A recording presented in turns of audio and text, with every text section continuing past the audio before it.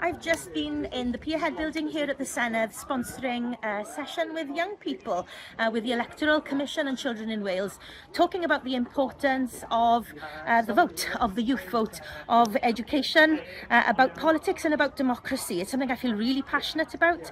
I've taken 2 debates about it to the Senedd.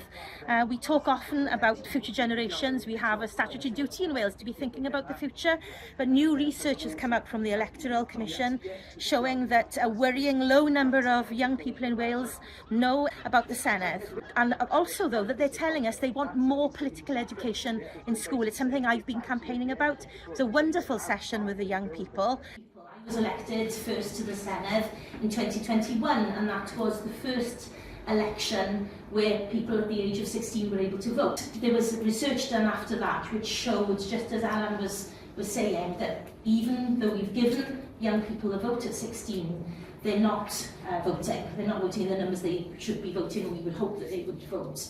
Where do we have our population as a captive audience? Where can we most influence change? And of course that's the education system, because everybody in Wales has to go to school until they're 16 or college, right?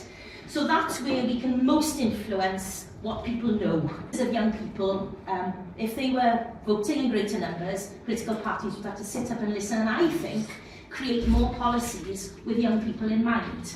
Young people are really interested in politics. We need to give them the tools to engage with democracy.